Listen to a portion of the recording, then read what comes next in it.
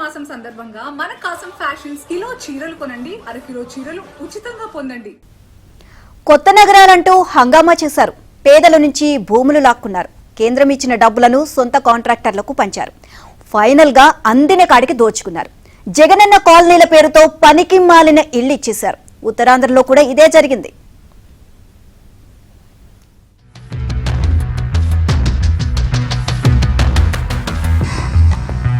పేదల భూములు కొట్టేసి పేదలకే పంచి జగనన్న కాలనీలు టౌన్షిప్లు నిర్మాణం చేస్తున్నామంటూ ప్రచారం కోటలు దాటింది. పనులు మాత్రం ఇప్పటికీ అడుగు కూడా కదలడం లేదు. అసలు అప్పుడు ప్రకటించిన జగనన్న కాలనీల దుస్థితి ఇప్పటికీ ఎలా ఉంది? అసలు ఇప్పుడు కూటమి ప్రభుత్వం వాటిని ఏం చేస్తుంది? ఇక్కడ నివాసం ఉండేవాళ్ళు లేకపోతే ఇక్కడికి రావాల్సిన వాళ్ళ పరిస్థితి ఏంటి? వాళ్ళు ఏమంటున్నారో ఈరోజు ఏబిఎన్ మీకు అందిస్తుంది.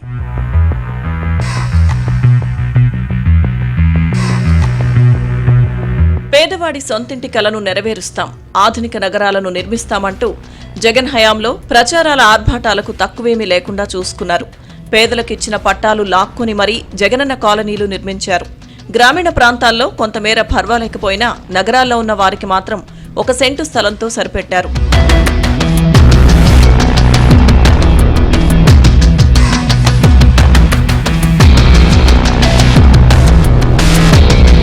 జనం దగ్గర మాత్రం ఎకరాలకు ఎకరాలు తీసుకుని లేఅవుట్లు వేశారు. ఇళ్లు నిర్మించుకున్న వాళ్లు మౌలిక వసతులు లేక నానా తంటాలు పడుతున్నారు. ఉమ్మడి విశాఖపట్నంలో పేదలకు భూమిని పంపిణీ చేయడానికి 2020 జనవరి నెలలో ల్యాండ్ పూలింగ్ కోసం ప్రభుత్వం ఒక జీవోను విడుదల చేసింది. విశాఖ రెవెన్యూ పరిధిలో అనకాపల్లితో కలిపి మొత్తం 10 మండలాల్లో 6,116 ఎకరాల స్థలాన్ని సేకరించాలని ఆదేశాలు ఇచ్చింది. జీవో ప్రకారం మొత్తం 10 మండలాల్లో అసైన్డ్ డీఫామ్ పట్టాలు, ఆక్రమించుకున్న స్థలాలు, ఖాళీగా ఉన్న ప్రభుత్వ భూమిని కలిపి గుర్తించడంతో పాటు వాటిలో ల్యాండ్ పూలింగ్ కోసం సుమారుగా 5,900 ఎకరాలను ప్రభుత్వం సేకరించింది. విశాఖ నగరంలో 1.55 లక్షల మంది లబ్ధిదారులను గుర్తించింది. తర్వాత సుమారుగా 1.35 లక్షల పైబడి పట్టాలు పంపిణీ చేశారు. 2022లో ఈ పట్టాల పంపిణీ కార్యక్రమం జరిగింది. విఎంఆర్డీఏ అన్ని పనులు చేస్తే జగన్ మాత్రం ఊకదంపుడు ఉపన్యాసాలు ఇచ్చేశారు.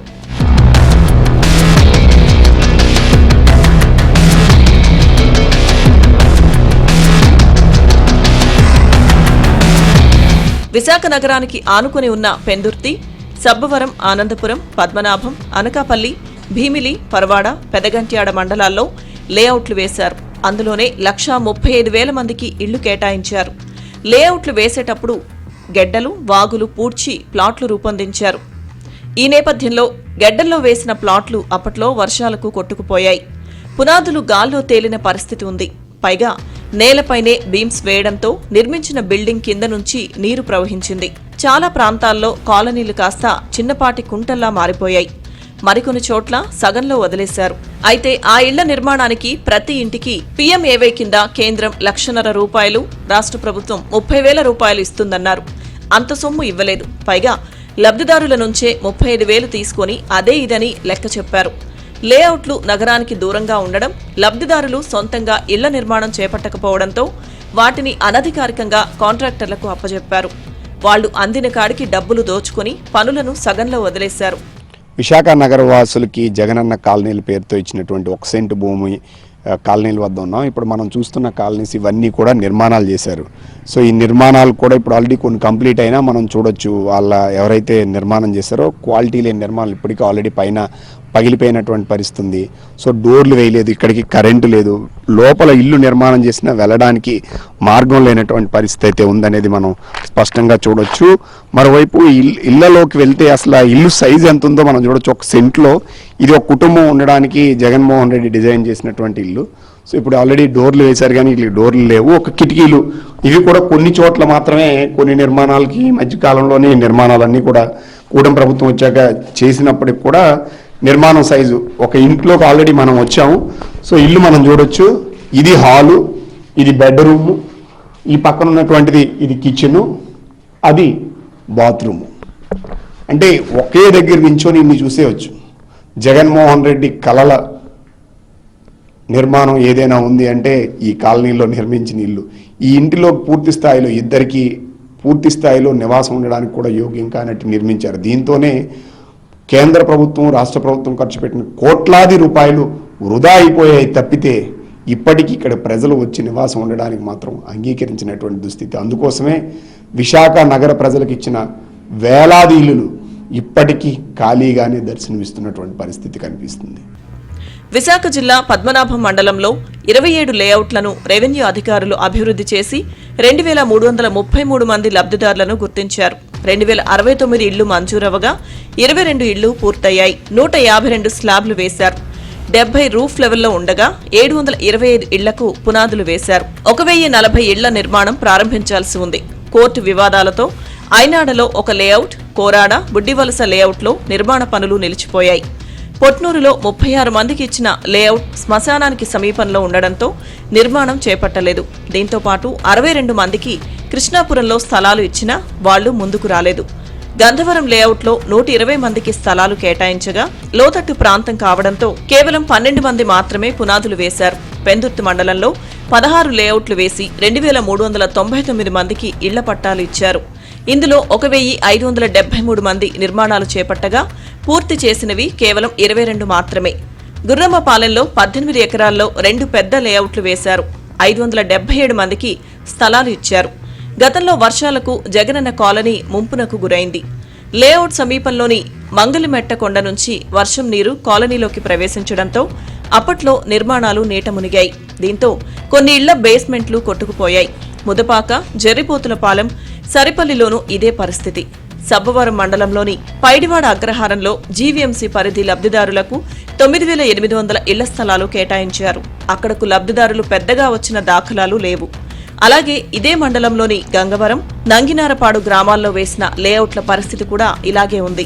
ఆనందపురం, భీమిలిలో ఇదే దుస్థితి. ఆ కాలనీల్లో ఎలాంటి వసతులు లేకపోవడంతో లబ్ధిదారులు వచ్చి చూసి వెళ్లిపోతున్నారు. ఇప్పటికీ అనేక ప్రాంతాల్లో ఉన్న లేఅవుట్లలో మొండి భవనాలే కనిపిస్తున్నాయి. విద్యుత్, నీరు, రోడ్లు లేవని, అందుకే ఎవరూ రావడం లేదని అంటున్నారు. ఇల్లు ఎందుకంటే భార్యాభర్తలకు ఉన్నందుకు అవకాశం ఉండడమే కష్టంగా ఉంది.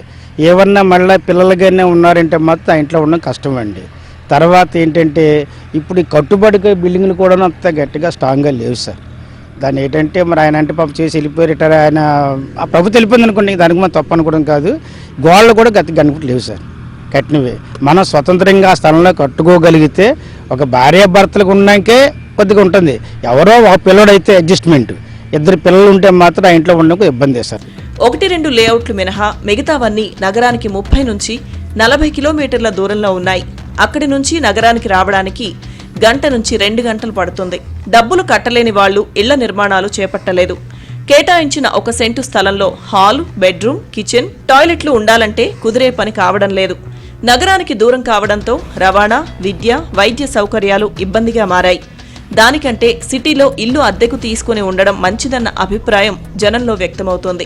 ఈ ప్రభుత్వం పేదలకి, కార్మికులకి మేలు చేస్తుంది, సొంత ఇంటి కళ నెరవేరుతుంది అనుకుంటే ఇచ్చిన స్థలాలన్నీ కూడా, సొంత ఇంటికి కళ నెరవేరడానికి ఇచ్చిన స్థలాలన్నీ కూడా ఊరికి చివరిగా 30 కిలోమీటర్లు, 40 కిలోమీటర్లు, 50 కిలోమీటర్ల దూరంలో ఇవ్వడం జరిగింది. ప్రధానంగా ఆనందపురం, భీమిలి, పద్మనాభం, అలాగే సబ్బవరం, లంకిలపాలెం ఇలాంటి ప్రాంతాల్లో ఎక్కడో కొండల మధ్యలో ఎక్కడో ఊరికి దూరంగా నగరానికి సుమారుగా 40 కిలోమీటర్లు పైబడే తప్ప లోపల అనేది ఈ స్థలాలు ఇవ్వలేదు.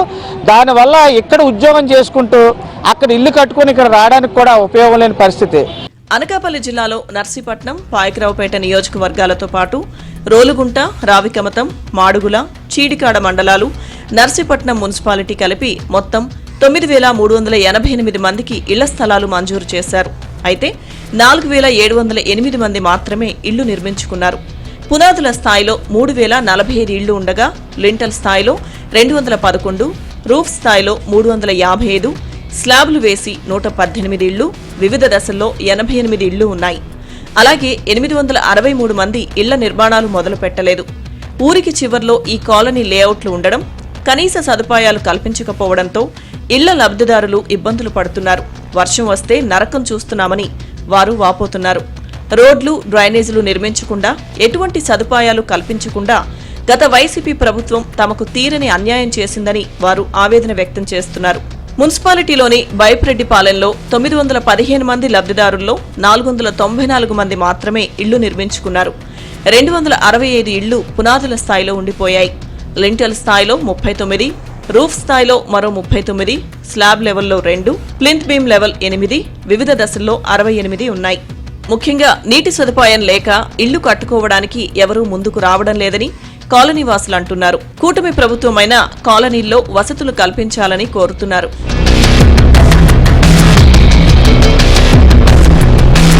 చూసారుగా జగన్మోహన్ రెడ్డి ప్రచార ఆర్భాట జగనన్న కాలనీల దుస్థితి. నగరానికి దూరం, నివాసానికి నిరుపయోగం, క్వాలిటీ లేని నిర్మాణాలు వెరసి ఒక్క కుటుంబం కూడా రానివయం. చేసిందల్లా భూపందారం, కాంట్రాక్టర్లకు కాసుల కుమ్మరింపు తప్పితే మరేం కనిపించడం లేదు. ఇప్పుడు కూటమి ప్రభుత్వం మౌలిక వసతుల కల్పన దిశగా అడుగులు వేసినా ఒక్కరూ కూడా వచ్చేందుకు మాత్రం ఇష్టపడలేనటువంటి పరిస్థితి ఉంది. ఇది జగనన్న ఎంతో గొప్పగా చెప్పిన కాలనీల దుస్థితి. వీడియో జర్నలిస్ట్ రాజశేఖర్తో నాయుడు, విశాఖపట్నం నుండి.